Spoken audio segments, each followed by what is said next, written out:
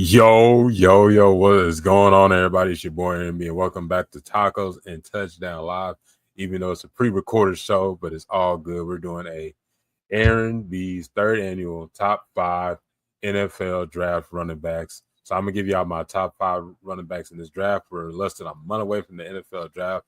I'm excited. I can't wait to see who the Cowboys draft. And also, who is gonna be on some new? There's gonna be some new guys on some teams this year. So I'm excited about that. But before we start the episode, we got to show love to our sponsors. I've been slacking on that, but I'm going to get better at that. I promise. W Energy and SeatGeek, the ones below right there. But we'll do the first one we're going to do is W Energy. If you're looking for a all natural energy, W Energy drinks for you. W Energy is made from whole coffee Arabic fruits packed with vitamins, amino acids, natural caffeine to support blood flow, brain function, and muscle recovery. And it's a great price. And what for us as Tacos and Touchdown, we're gonna give you a promo code for touchdowns to save 10% off your next purchase. That is 30 servings of this clean, effective energy. So go check out wenergy.com, and there's some great flavors out there.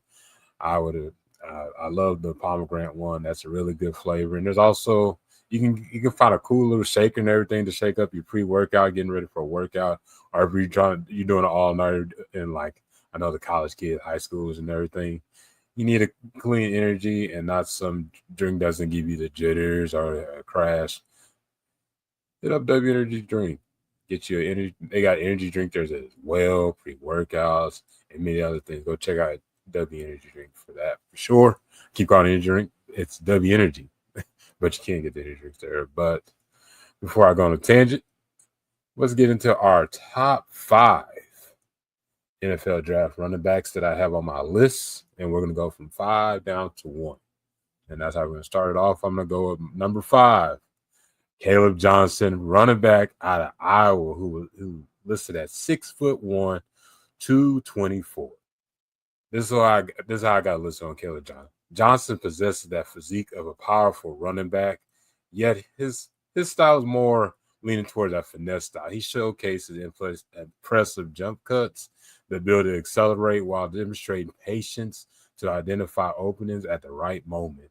Although he may not be the top end speed guy, that doesn't prevent him from occasionally breaking free for significant yardage. In 2024, he recorded 20 runs for over 20 yards, even when facing heavy stack defenses. And additionally, he contributed effectively in the passing game, making quick catches on dump offs. However, this is one of his main weaknesses I've seen in this game. However, he needs to enhance his pass blocking skills, as he often leads with his shoulder rather than establishing a solid base and delivering the proper punch. But I got him listed in that lean between the late second to early third round. This is how I got him leaning into my draft board. That's where I got Caleb Johnson. But let's get into number 4, and that's one of the Ohio State guys. And the Ohio State guy I have at number 4 is Quinshon Judkins. I love his game, but these other guys I got after him, and I think they're just that better game. But this is what Judkins brings. Judkins was a key member of the Ohio State dynamic running tandem. Previously played at Ole Miss, teaming up with Travion Henderson, who's more the slasher guy. He made notable on this team using his rushing offense, racking up 1,060 yards, renowned for a strong running style. Judkins isn't afraid to take on defenders head on, often falling forwards when tackled. That's a good thing.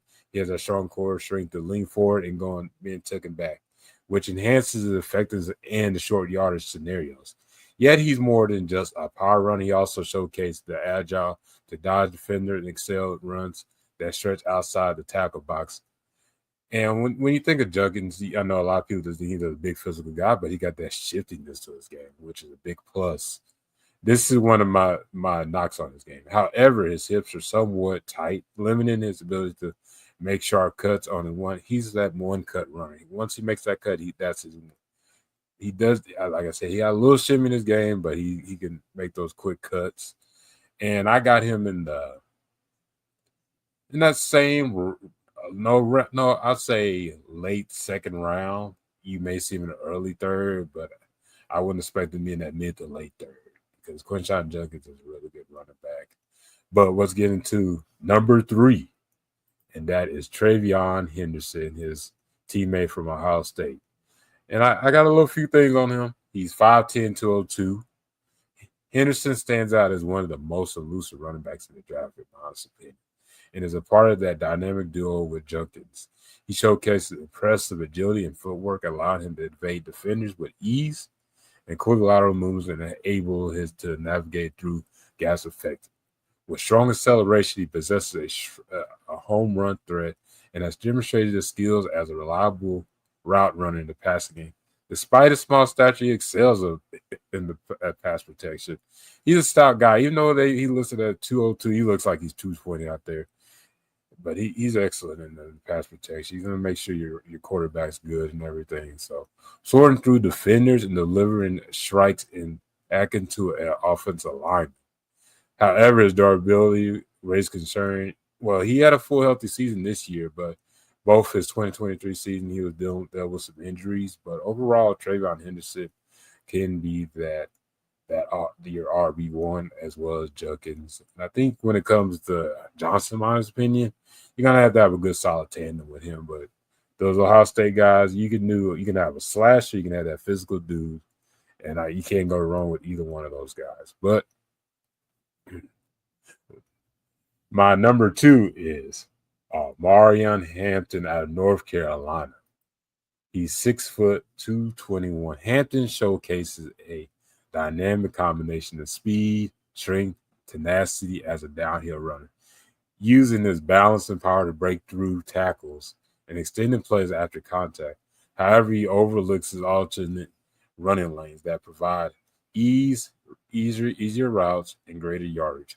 While he's a viable option for swing passes and screen, he must improve in his pass protection skills. Nevertheless, he has the potential to generate positive outcomes on those plays. And last but not certainly least, he's pretty much the consistent RB1, and that is Ashton Genty out of Boise State, who is 5'8", 211. He is possessed a lower center of gravity, allowing him to generate yardage through exceptional combination of agility, strength, and speed. And in 2024, he rushed for over 50 yards in 9 of the 14 games. He's quintessentially a yardage generator, equipped with the talent and the ability to thrive regardless of the effectiveness of the offensive line. His only knock, in my opinion, he had a heavy workload this year, nearly overwhelming 374 carries, with 279 of those coming in the last 9 games. So he was utilized a lot at Boise State. I know that's probably the biggest knock, but I think he'll still be a quality running back for you could be looking at 5 to 8 years, kind of in that shelf life. But all these guys overall bring something great, be a great addition to a team that is looking for a running back. And Dallas Cowboys wouldn't mind one of them getting one of those top 5 running backs I was talking about. But this is my top 5 running backs. I'd like y'all to comment below who's y'all top 5. And what y'all think of my evaluation of these 5 guys that I have on this list. I just kept the top 5. There's some other guys I could have added. I even have I have Samson on my list. Bashul Tootin from Virginia Tech's really, really good running back. Some other guys. I know a lot of people say Cam Scottaboo. He's leaning between that 11 and 15 range for me. Jaden Blue, you can call me a homer. That's a good one. Who was definitely effective in the receiving game. I'm just giving y'all little tidbits of who I would have in my top 10. But I'd like to hear y'all thoughts. Comment below who is in your top 5. Or if you want to extend to go to top 10, I'd like to hear. And just let me know what y'all thought of my evaluation overall of these guys. But y'all have a good weekend. We'll be back next week for a special episode. Y'all have a good one. Peace.